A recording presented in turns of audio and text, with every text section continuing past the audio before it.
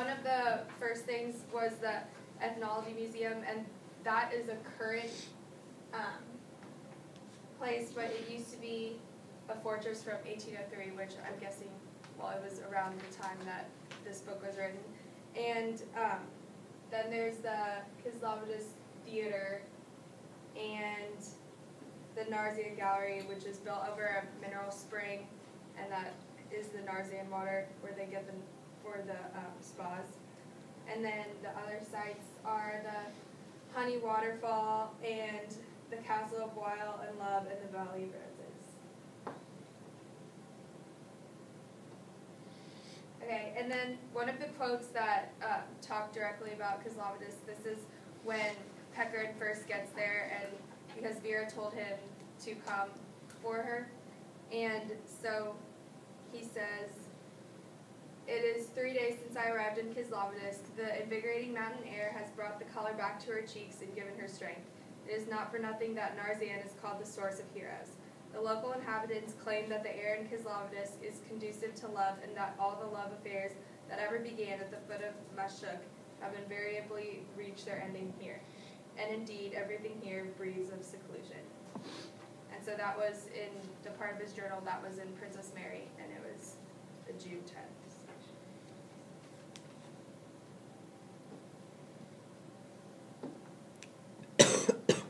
The first small town that Pechorin comes to is Piatigorsk, and that's a picture of the cathedral, and that's one of the most renowned in Russia.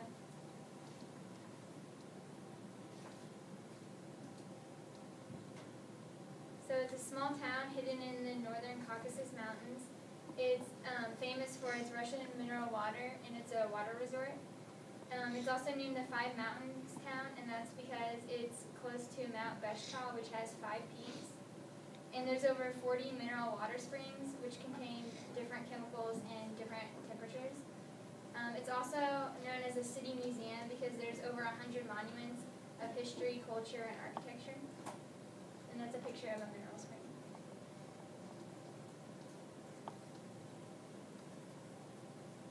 It's located in the south of Stavropol region, and it's in the middle of the Caucasian mineral waters area.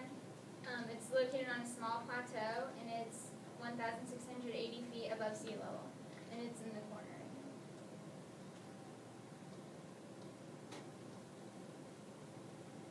It was first recorded by an Arab traveler, Ibn Battuta, in 1334. And in 1773, a Russian scientist recorded Goryachaya, which means hot, and it was a hot mountain and it's hot sulfuric water. And then it was officially founded in 1780, and Konstantinogorskaya fortress was constructed there. And in 1803, it became a spa. And a settlement was founded, and that word means City of Hot Water. And this was in 1813 to 1814, and it was later renamed Piatigorsk. In 1889, the statue of Lermontov was made, and this was the first monument that was dedicated to Lermontov in Russia. And in 1894, a railway was built up to the city.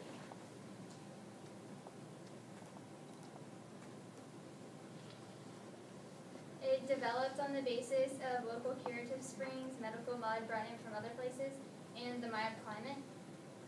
Like as Marguerite mentioned in Grace, nobles would come to drink, bathe, and relax in the mineral waters, and this was during the time of the Tsars.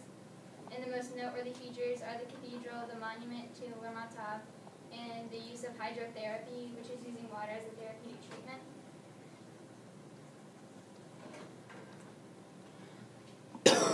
Also, the soldiers of the 16th Schuster Regiment came here, and they recognized that they were hot mineral waters, and they learned about their healing powers. And then a Russian scientist, Pallas, came in 1793, and after talking with these soldiers, he knew that the sulfuric baths were useful in treating skin disease and also rheumatism. And soon the news spread, and then sick men flocked to the healing waters from all over Russia.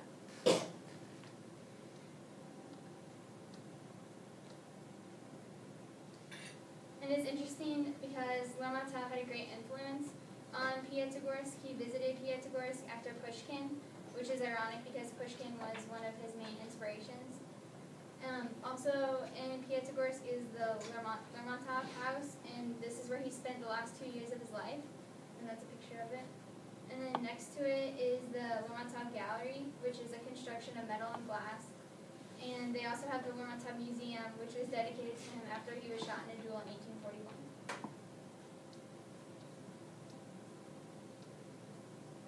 The duel took place on July 15, 1841, and in its place, a small stone pyramid was erected in 1881. And then later in 1901, it was replaced by a temporary monument.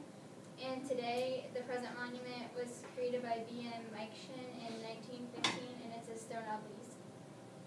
Lermontov's body was buried in Piatigorsk graveyard on July 17, 1841, but then later in 1842, a leaden coffin with his remains was brought away.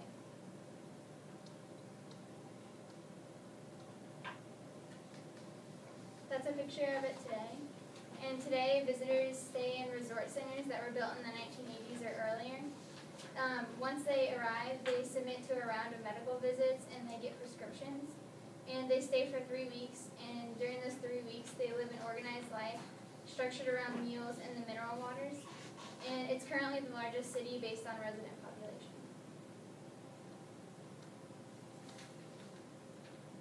In connection to Princess Mary, it's referenced throughout this, and Petrin arrives here and admires its beauty.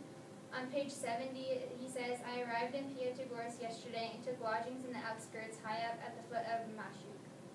And then later on that page, he says, "I have magnificent views on 3 sides. To the west lies Beshtau, and that's the mountain with the 5 peaks that it's named after, with its 5 blue peaks, like the last cloud of the dying storm.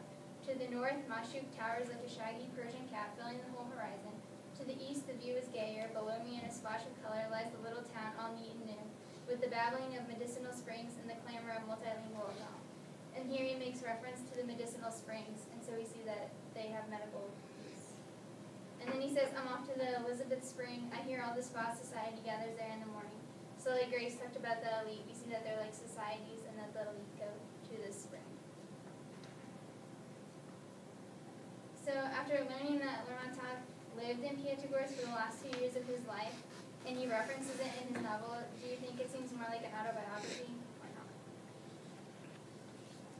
I think it does because he spent so much time there. Like they have all those like museums and like his house and the statue of where he died there. It seems interesting that like there's so much history related to him in that town. So yes. I still don't think that, like, if he says that he didn't mean to write it about himself, then I don't really think that he did. I think that he just, this is one of his favorite places, so he wrote about it. What do you think Lermontov's purpose was in adding the spa towns, or do you think he even had a purpose? Do you think it was just maybe explaining Russian culture? I think that it was a large purpose of the Princess Mary section was to focus on the Russian elite, and this is where you found them, this is where they hung out, so. I think he probably like really liked the spa towns too, and like tried to incorporate like his like for them into the novel. What do you find most interesting about Piatigorsk and Lermontov's influence on it?